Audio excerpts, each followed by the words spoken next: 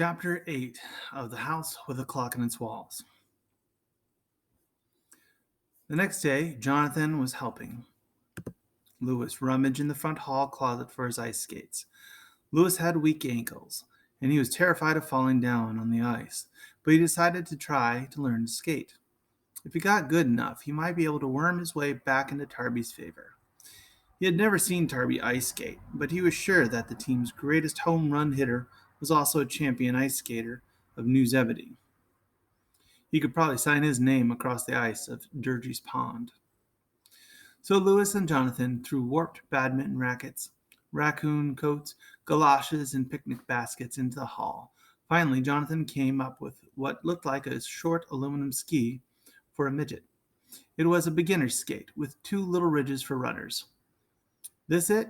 That's one of them. Thanks a lot, Uncle Jonathan. Now all we need is the other.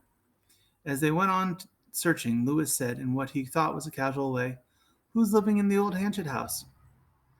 Jonathan stood up suddenly in the closet and banged his head on the shelf. When he had stopped rubbing his head and wincing, he looked down at Louis and said rather sharply, "Why do you want to know?" "I just wanted to know," said Louis shyly. Once again, he wondered what his uncle was angry about. Jonathan stepped out of the closet with the other skate. He dropped it in a pile of clothes. "So you just wanted to know, eh? Well, Louis, there are some things it would be better for you not to know. So if you'll take my advice, you'll just stop poking around where you're not wanted. There's your other skate, and good day. I have work to do in the study and have already wasted enough time answering your foolish questions." Jonathan got up abruptly and stalked off to the study. He had slid back the doors with a loud clatter when he paused and went back to the closet where Louis was still kneeling with tears in his eyes. Man, that doesn't seem like Uncle Jonathan. "Please forgive me, Louis," said Jonathan in a tired voice. "I've been feeling really rotten lately. Too many cigars, I guess. As for the house across the street, I hear that's been rented to an old lady named Mrs. O'Meager. She acts kind of crabby, or so I'm told. Really haven't met her, and I just didn't want anything bad to happen to you." Jonathan smiled nervously and patted Louis on the shoulder.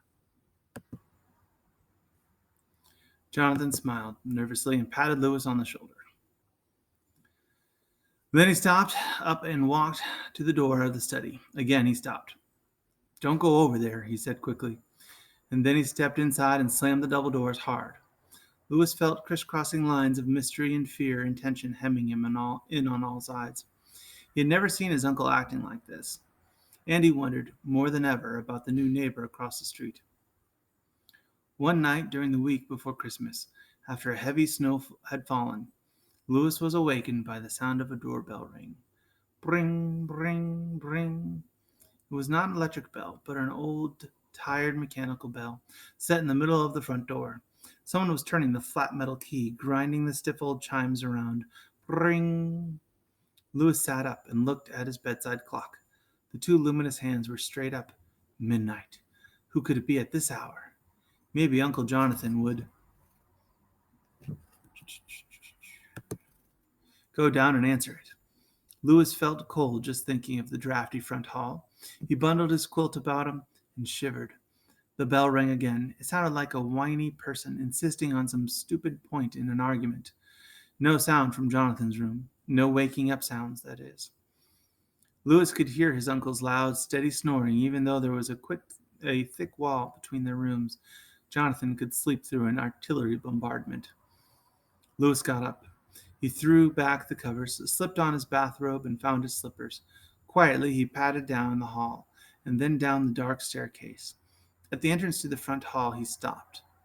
There was a streetlight burning just outside the front gate, and it threw a bent black shadow against the pleated curtain on the front door. Louis stood still and watched the shadow. It didn't move. Slowly, he began to walk forward. When he reached the door, he closed his fingers around the cold knob and turned it. The door rattled open, and a freezing wind blew in over his bare ankles. There stood his Aunt Mattie, who was dead. Louis stepped back as the old woman, her head cocked to one side as it had always been, tottered across the floor toward him. A shaking blue light filled the air around her, and Louis, his eyes wide open in his nightmare, saw Aunt Mattie as she had been the last time he had seen her alive. Her dress was black and wrinkled, she wore heavy shoes with thick heels, and she tapped her bunchy black umbrella as she went. Louis even thought he smelled kerosene. Her house, her furniture, and her clothing had always reeked of it. The white fungus blotch that was her face shook and glowed as she said in a horribly familiar voice, "Well, Louis, aren't you glad to see me?"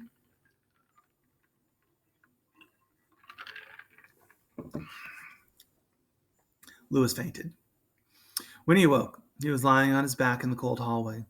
The shaking blue light was gone. So was Aunt Mattie through the front door, though the front door was open. Skitters of snow blew in over the worn threshold, and the street lamp burned quiet and cold across the street. Had it all been a sleepwalker's dream? Louis didn't think so. He had never been a sleepwalker before. He stood there thinking for a minute, and then for some reason he shuffled out onto the front porch, and started to pick his way down the snow-covered steps. His feet were so cold that they stung, but he kept going until he was halfway down the walk. Then he turned and looked at the house. He gasped. There were strange lights playing over the blank windows and the rough sandstone walls. They wouldn't have been strange lights at midday in the summer, but on a December night they were eerie. For they were leaf lights, the shifting circles and crescents of cast by sunlight falling through leaves. Louis stood and stared for several minutes. Then the lights faded, and he was alone in the dark, snow-covered yard. The chestnut tree dropped a light dusting of snow on his head, shaking him out of his trance. His feet were numb and tingling, and he felt for the first time the cold wind whipping through his thin pajamas and his half-open cotton bathrobe. Shuddering, Louis stumbled back up the walk. When he got to his room, he sat down on the edge of his bed. He knew he wasn't going back to sleep. There were makings of a fire in his fireplace, and he knew where the cocoa was kept. A few minutes later, Louis was sitting by a warm, cheerful fire that cast cozy shadows over the black marble of his own personal fireplace. He sipped steaming cocoa from a heavy earthenware mug and tried to think pleasant thoughts. None came to him. After an hour of sitting and sipping and brooding, he plugged in the floor lamp, got John L. Stoddard's second lecture on China out of the bookcase, and sat reading by the fire until dawn. The next morning at breakfast, Louis saw that Jonathan was red-eyed and nervous acting. Had his sleep been disturbed too? Jonathan had not discussed the break-in or the car chase or the Izzard tomb with Louis, and Louis was not about to bring up any of these subjects. But he knew that something was bothering Jonathan. And he also knew that ever since the night of the break-in, Jonathan and Mrs. Zimmerman had been holding midnight conferences. He had heard their voices coming up through the hot air register, although he had never been able to make out what was being said. He had thought a couple of times of hiding in the secret passageway, but he was afraid of getting caught. A passage that is entered through a china cupboard full of rattling dishes is not as secret as one might wish. And if some secret spring lock snapped shut on him, he would need to scream his way out, and then there would have to be explanations. Louis almost wished that something like that would happen because he was sick of this secret. He was sick of it because it kept him away from Jonathan and Mrs. Zimmerman. He always felt that they were watching him, waiting for him to break down and tell them everything. How much did they know? Christmas at 100 High Street was both good and bad that year. There was a big tree in the study, and the glass balls on it were magic. Sometimes they reflected the room, and sometimes they showed you ancient ruins on unknown planets. Jonathan gave Louis several magic toys, including a large pink Easter egg, or a Christmas egg, if you wish, that was covered with sparkly stuff and what looked like icing, although it couldn't be eaten. When Louis looked into the egg, he could see any battle in history. Not the battle as it really was, but as he wanted it to be. Though he didn't know it, the egg, like the balls on the tree, was capable of showing him scenes on other planets.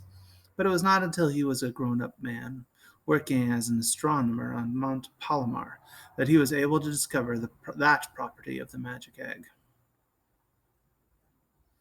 Jonathan did a lot of other things that Christmas. He put candles in all the windows of the house, electric candles, not real ones, since he liked the electric kind better, and he put strong lamps behind the stained glass windows so that they threw marvelous patterns of red and blue and gold and purple on the dark, sparkling snow outside. He invented the fuse box dwarf, a little man who popped out at you from behind paint cans in the cellarway and screamed, "Dreeb, Dreeb, I am the fuse box dwarf." Louis was not scared by the little man, and he felt that those who scream "Dreeb" are more to be pitied than censured. Needless to say, Jonathan put on a very good show with a coat rack mirror, although it had the habit of showing the ruins of Chichen Itza over and over again. Somehow, the mirror managed to pick up radio station WGN on its beveled edges, so that when Lewis went out the door in the morning, he heard the Dow Jones averages and the livestock reports. Lewis tried to enjoy himself that Christmas, but it was hard. He kept thinking that Jonathan's magic show was meant to cover up what was happening to the house. What was happening was hard to figure out, but it was strange and terrifying. After the night when Lewis saw, or dreamt he saw, Aunt Mattie, the house seemed stranger than it ever had. Sometimes the air in certain rooms seemed to shimmer as if the house was going to disappear in the next second. Sometimes the stained glass windows showed dark and terrifying scenes, and sometimes Lewis saw in the corners of rooms those awful sights that nervous people always imagine are lurking just outside the borders of their eyesight. Walking from room to room, even in broad daylight, Lewis forgot what day it was, what he was after, and at times almost forgot who he was. At night, he had dreams of wandering through the house back in the 1890s, when everything was varnished and new. Once or twice, Lewis woke from such dreams to see lights flickering on his bedroom wall. They were not leaf lights this time, but rags and patches of orange light, the kind you see in the corners of an old house at sunset. These strange things didn't go on all the time, of course, just now and then over the long cold winter of 48-49. When the spring came, Lewis was surprised to see that the hedge in front of the Hanchett house was wildly overgrown. It was a spirea hedge. Spirea. Spirea. And had always had bristly little pink and white blossoms. This spring there were no blossoms on the hedge. It had turned into a dark, thorny thicket that completely hid the first floor windows and sent long waving tendrils up to scrape at the zinc gutter troughs. Burdocks and ailanthus trees had grown up overnight near the house. Their branches screened the second-story windows. Lewis still had not seen much of the new neighbor. Once, from a distance, he had caught a glimpse of a dark, huddled figure rattling a key in the front door. And from this window seat, he had seen her passing to and fro on the second floor. But aside from that, the old woman had kept out of sight. Lewis had figured it would be like that. She did have visitors, though, one visitor. That was Hammerhandle. Lewis had seen him coming away from Mrs. O'Meager's back door late one night, and twice on his way to the movies in the evening.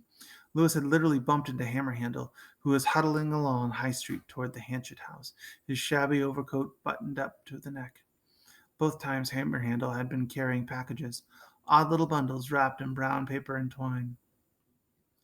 And both times they had collided because Hammerhandle kept looking behind him. The second time they met this way, Hammerhandle grabbed Lewis by the collar the way he had before. He pressed his unshaven muzzle to Lewis's ear and growled, "You little snip, you're looking to have your throat cut, aren't ya?" Lewis pulled away from him, but he didn't run. He faced Hammerhandle down. "Get out of here, you rotten old bum. If you ever try to do anything to me, my uncle will fix you." Hammerhandle laughed, though it sounded more like he was having a choking fit. "Your uncle," he said, sneering. "Your uncle will get his sooner than he thinks. The end of the world is at hand. Don't you read your Bible like a good boy? There have been signs, and there will be more. Prepare!" And with that, he stumbled up the hill, clutching his parcel tightly. The day after this strange meeting was cold and rainy, and Lewis stayed indoors. Jonathan was over at Mrs. Zimmerman's helping her bottle some prune brandy, so Lewis was alone. He decided to go poke around in the back rooms up on the third floor. The third floor rooms were generally unused, and Jonathan had shut the heat off in them to save money. But Lewis had found interesting things up there, like boxes full of chessmen and china doorknobs and wall cupboards that you could actually climb up inside of. Lewis wandered down the drafty hall, opening and closing doors. None of the rooms seemed worth exploring today. But wait, sure, the room with the parlor organ. He could go play it. That would be fun. One of the disused parlors on the third floor had a dusty old parlor organ in it. It was one of the few pieces of furniture that was left from the time Isaac Izard had lived in the house. Of course, there was a parlor organ downstairs, the good one, but it was a player organ and often refused to let Lewis play what he wanted to play.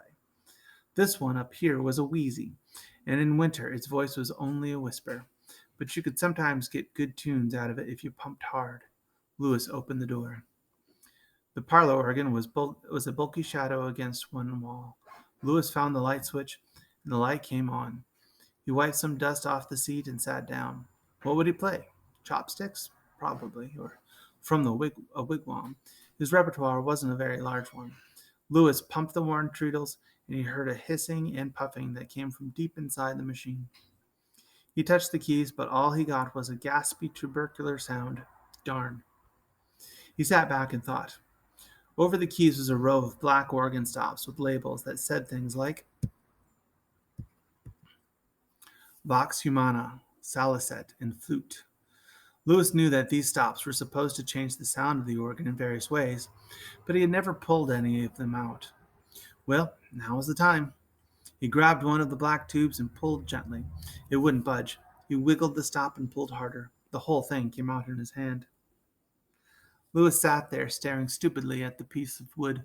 At first he felt bad about breaking the organ, but then he looked more closely at the stop. The end that had been in the organ was blunt, smooth, and painted black. There was no sign that it had ever been hooked up to anything.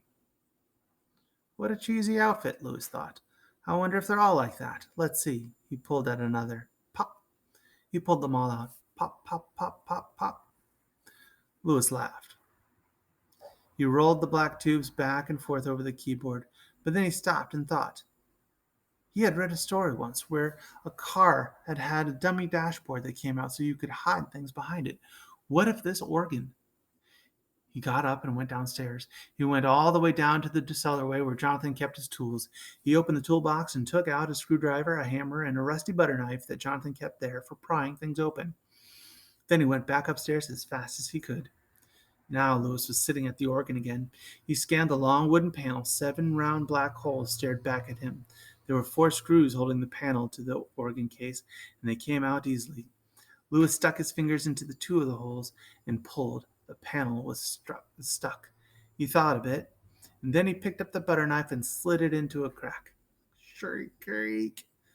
The little eddy of dust rose and tickled his nostrils. He moved the knife along the right a bit and pried again. Skreek. The panel flopped out onto the keyboard. Now he would see what was what. Lewis bent over and put his head close to the hole.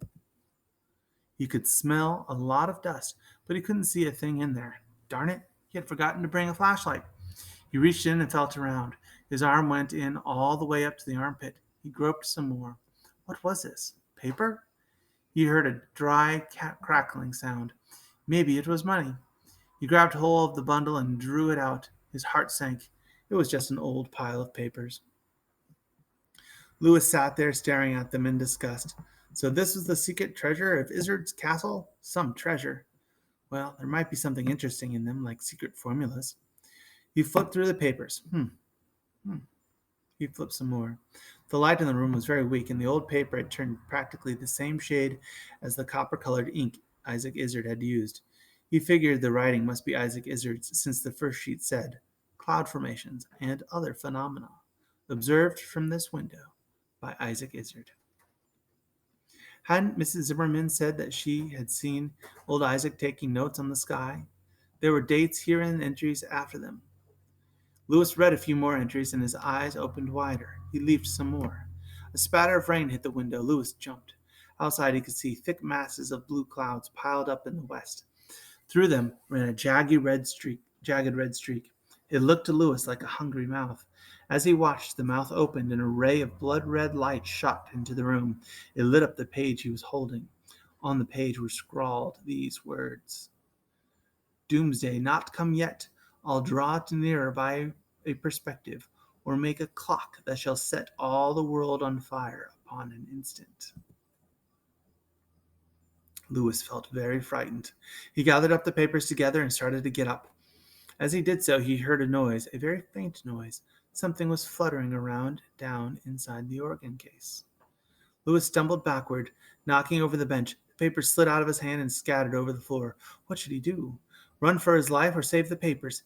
He gritted his teeth and knelt down. As he gathered up the sheets, he said to himself over and over again, Quia tu es Deus fortitudo mea, quia tua es Deus fortitudo mea. Now he had all the papers. That was a Latin prayer. Now he had all the papers again. He was about to dash for the door when he saw something come floating up out of the darkness inside the organ. A moth with silver gray wings. They shone like leaves in the moonlight. Seen that image before?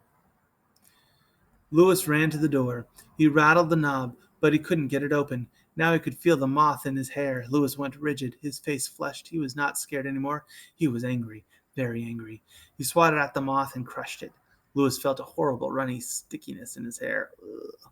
And all the fear came rushing back. He wiped his hand frantically on his trouser leg. Now Lewis was out in the hall, running and shouting, Uncle Jonathan, Mrs. Zimmerman, come quick. Oh, please come quick. I found something. Uncle Jonathan.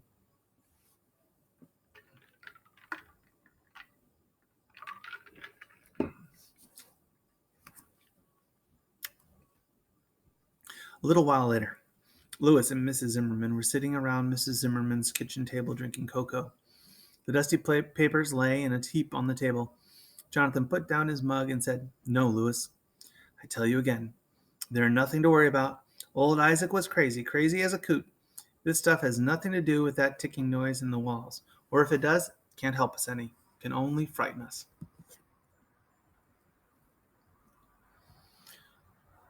I'd say that was why Isaac left those papers there, wouldn't you, Jonathan? To frighten us to death, I mean?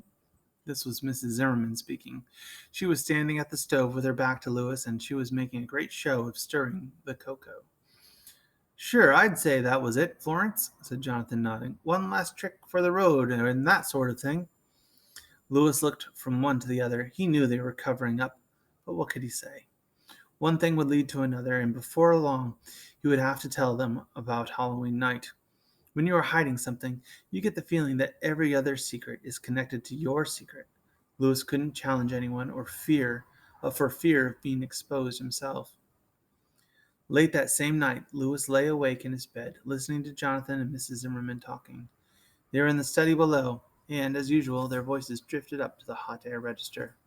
And, as usual, he couldn't quite make out what they were saying. He got out of bed and crawled over to the wooden grating in the floor. A warm breath of heat softly beat at his face. He listened. Even now, he just couldn't hear well enough. There was only one thing to do. He had to use the secret passageway. Lewis put on his bathrobe and tiptoed down the back stairs. The kitchen was dark. Good. Slowly, carefully, he removed all the china from the shelves of the china cupboard. Then he tripped the hidden spring, and the cupboard swung outward. He walked softly in. This time Lewis remembered to bring a flashlight. Not that he needed it much. He didn't have far to go, and light shone through many chinks into the cobwebbed passage. Before long, he was standing behind the bookcases that lined the wall of Jonathan's study. He peered through a crack in the boards, and there, beyond the books, were Jonathan and Mrs. Zimmerman. Mrs. Zimmerman had just conjured up a match out of thin air, and she was lighting a long, twisted cigar with it. She blew smoke out of both corners of her mouth. Well, now we know, she said. Yes, now we know. Jonathan's voice came from his leather armchair where he sat slumped. All that Lewis could see of him was one blue-sleeved arm and a set of hairy knuckles grasping the chair arm. The question is, Jonathan went on, can we do anything about it?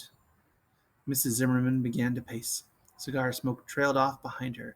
She scraped the large purple stone off her ring and along the whole length of a bookshelf. Do, she said. Do? We fight them. What else? Jonathan gave a hoarse laugh. It made Louis feel very uncomfortable.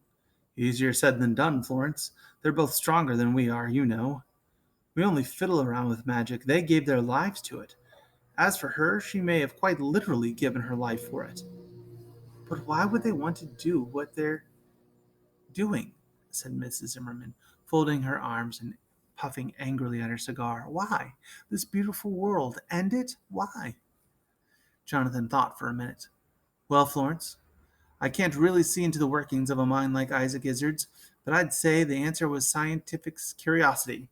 Think of all that's been written about the last day, graves opening, bodies rising up fresh and new. Some think that there will be a whole new earth, much better than the present one. Wouldn't you like to see it? And another thing occurs to me. Isaac and Selena Izzard didn't enjoy this world very much. Why shouldn't they try for the next one? Jonathan puffed on his hookah. There was silence for several minutes. And the clock, said Mrs. Zimmerman. I have to hand it to you. You were dead right. There is a real literal clock in these walls. He calls it a device, but it has to be a clock. He wasn't kind enough to tell us where it is, of course, although it seems to me that he tells practically everything else. He even gives hints where he hid the key. Not that that matters now. She broke her cigar in two and threw it into the fireplace. There's one thing I'd like to know, she said, turning suddenly to Jonathan. Why did he need a clock to bring about the end of the world? Louis gasped and put his hand over his mouth. Then it was going to be the end of the world after all. Because he lost the moment, Jonathan answered. The moment he had been seeking all those years. It was quite a search that old Isaac made. That's why he has all those crazy notes about mackerel skies and last judgment skies and clouds that look like chariots and trumpets and masks of doom. That was what he was after, a mask of doom. A sky that would be right for his incantations. Sky magic is old stuff, as you know. The Romans used to... Yes, cut in Mrs. Zimmerman impatiently. I know all about sky and bird divination. Who's got the D Mag A around here anyway? All right. So the right sky comes along for old Droopy Drawers. Fine. Dandy. So why doesn't he just wave his wand and turn us all into mullygrubs? Because by the time that he made sure it was the right kind of sky, the sky had changed. It doesn't take long for clouds to move and change their patterns, you know, or maybe he lacked the heart to do it. It sounds silly, but I keep hoping that that was what held him off. Him? Lack of heart, Isaac Izzard? He was a hard man, Jonathan. He'd have pulled out his mother's teeth one by one if he had to have them for some devil magic. Jonathan sighed. Maybe you're right. I don't know. The important thing is that he did miss his opportunity. That's why he had to build the clock, to bring the time back. The exact time when everything was right and in its place. That's what he means when he talks about a device to redeem the time. Redeem indeed. He wanted to destroy us all. Mrs. Zimmerman was pacing again. All right, she said, all right. So he built the clock. Why didn't he just wind it up? He couldn't. Not all the way, at any rate. Didn't you read the passage? Jonathan got up and went to the library table where the papers were lying. He picked them up and leafed them until he found the page he wanted. Ah, here it is. But when the device was complete, I found that I lacked the skill to wind it all the way up. I have tried, but I must conclude that one with greater power than I possess will be needed for the final adjustment. Curse the day she left me. Curse the day she went away. She might have done it. Jonathan looked up. In that last sentence, the word she is underlined 4 times. She, of course, is our friend across the street. Louis closed his eyes. Mrs. O'Meagher really was Mrs. Izzard then. Dum dum dum. He had guessed it, of course, but he hadn't been sure. Mrs. Izzard, and he let her out. He felt like the stupidest, most foolish person in the whole world. Ah, yes, said Mrs. Zimmerman, smiling wryly. Well, we shall see in the end who is stronger. But tell me one thing more, O sage, since it seems that you have been cast in the role of explicator and annotator of the Testament of Isaac Izzard. Yes, what would you like to know, Florence? Well, he claims that the clock isn't wound all the way up, but it has been making a ticking sound for years now. a magical ticking that seems to be coming from behind every wall of this house. It's hard for me to believe that the clock is just whiling the time away until old Auntie Izzard arrives with her key. What is the clock doing? Jonathan shrugged. Search me, Florence. Maybe it's trying to drag the house back to the past without the aid of that final adjustment. Maybe he fixed it so the ticking sound would scare away anyone who might be foolish enough to come and live in the house. Isaac didn't want his clock found by accident and destroyed. After all, I don't know why the clock is ticking, Florence, but I do know this. When Mrs. Izzard or whoever is over there puts that key in that slot of that clock and finishes this job that Isaac started, then at that moment, Isaac Izzard will return. You and I will, and Lewis will be ghosts or something worse, and he will be standing in the church with the power in his right hand, and the end of the world will come to pass. Lewis clamped both hands over his mouth. He fell to his knees, shuddering and sobbing. For a moment he was on the verge of shouting, Here I am, come and get me, so they could come and take him away and put him in the detention home for life. But he didn't shout. He clamped his hands more tightly over his mouth and cried in muffled bursts that shook his whole body. He cried for a long time, and when he was through, he sat staring listlessly at the dark wall of the passageway. It's like a cave. Mrs. Zimmerman and Jonathan left the room.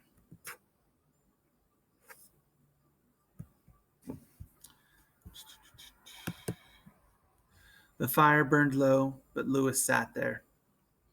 His mouth was full of the taste of ammonia, and his eyes burned.